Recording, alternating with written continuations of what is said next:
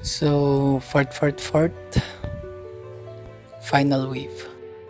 Mini tournament inside the Board of the Dead. Yep. Naganap siya sa the Temple of the Waving Crimson Grass.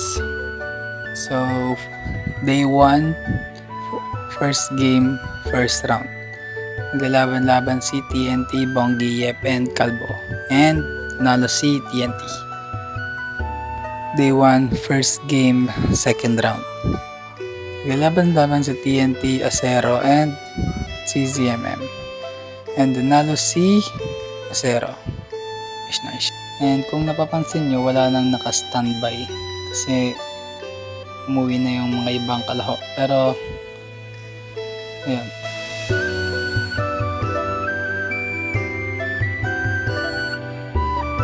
So, day 1 results. Yan. So, yung next na kaganapan, fourth ulit. Day 2. And still, sa the Temple of the Waving Crimson Grass ulit siya naganap. So, yung day 2, base sa rules, kapag hindi nakapunta or hindi nakompleto yung 4, kung tatatlo lang yung nakapunta or 2 or 1, may bonus 1 win nila na lahat yung pumunta. So dahil tatatlo lang sila, may tag-iisang win na yung mga nakapunta. So ayan.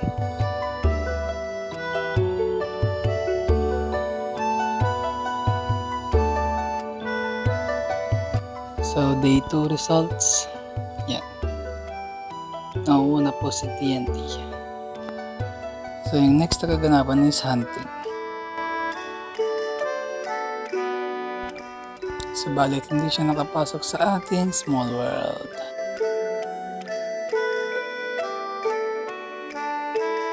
So ayan lang po.